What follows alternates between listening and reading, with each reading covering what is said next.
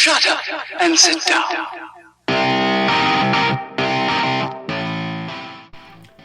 Hey there, Joel here from Ronin. Today I wanted to talk a little bit about the FD RX7 Steering Geometry. I brought with me one of our engine swap subframe kits, as well as a steering kit assembly that we offer for both the rotary guys and the engine swap guys. So the FD is known as one of the best handling cars of all time from a company that's known for selling great handling cars. So we were actually quite surprised to discover that the factory FD exhibits a great deal of bump steer. Now, the handling that everybody likes is related to camber gain, scrub radius, Ackerman, turn-in. It feels great. But bump steer is always bad.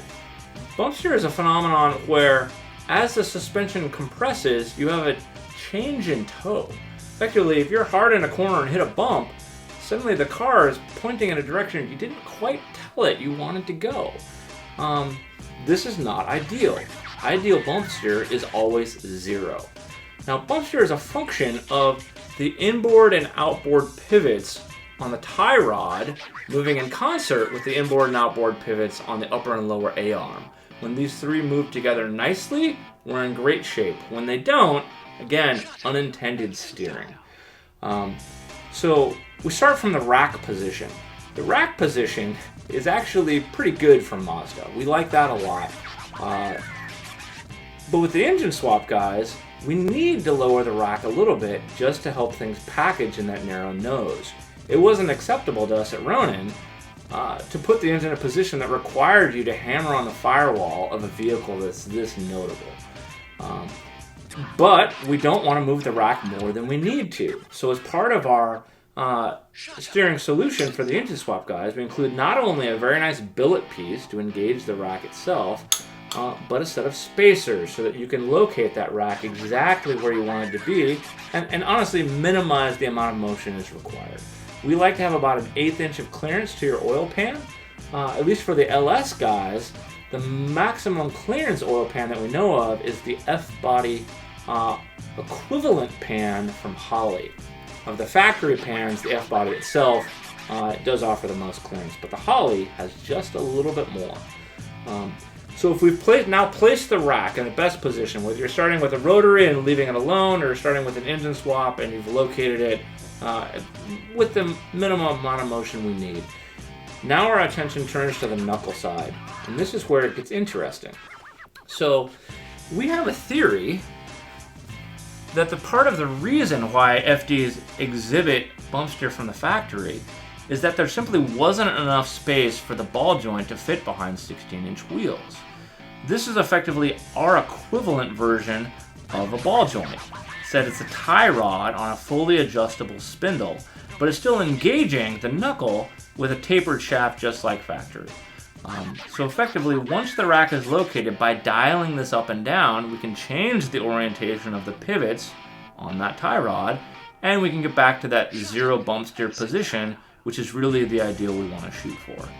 However, you can see as you dial this up and down, the lower you go, the more correction you're dialing in, the more leverage we're going to be putting into the spindle. Spindle's tapering. That leverage into the knuckle is right at the point where we're losing cross-section. Well, Ronin has a solution for this as well.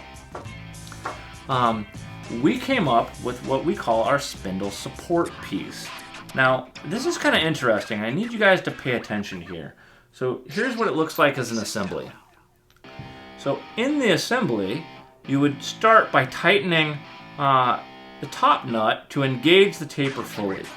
Then you bring up this lower nylock. I've gutted the interior so I can show you how this works, but you bring this up so it's just in contact, and now the spindle is supported across the full length by this much larger diameter area. It's great for leverage. But here's the trick. This is one of the very few products from Ronin that there is an opportunity to do wrong. Oh. You do not want to tighten this bottom nut. Torque, I should say. You just want to bring it up into contact. If you tighten this, you are effectively driving the taper out of the knuckle. that can be handy if you want to uninstall this thing. Not so good in operation. Just bring it up snug tight. Again, the pivot position is still adjustable. You want to dial this up and down, but it needs 2 dedicated nuts. You need a little bit of separation between your nuts to ensure you're not putting load from this into that support piece by accident. So if it happens that you were low enough on this spindle that you can't package the spindle support piece, rather I should say if you're high enough that you can't package the spindle support piece, then don't run it. That means your ball joint is close enough to the taper that we're not worried about this. You may have to trim this. This is probably excessively long for most of your wheels. 18-inch wheels can be very helpful here. As noted, part of the challenge with Mazda's original 16s is why we think they had bomb steer to begin with. So that's how this assembly works. A nice additional support piece. But at the end of the day, this is one of the few areas that we have an opportunity to actually improve upon what they gave us from the factory. If you're dealing with an engine swap where you need to lower the rack for clearance reasons, you can still get it back to 0 bump steer. Your handling will still have all those characteristics, camber gain, all the things you care about for lively handling, but even better than the factory in terms of getting close to that 0 predictable behavior at the limit. So we hope that helps some guys out. We hope that helps you understand why we're going on, why subtle adjustments to the rack are actually not a big deal, and an opportunity to make an already great car even more exceptional.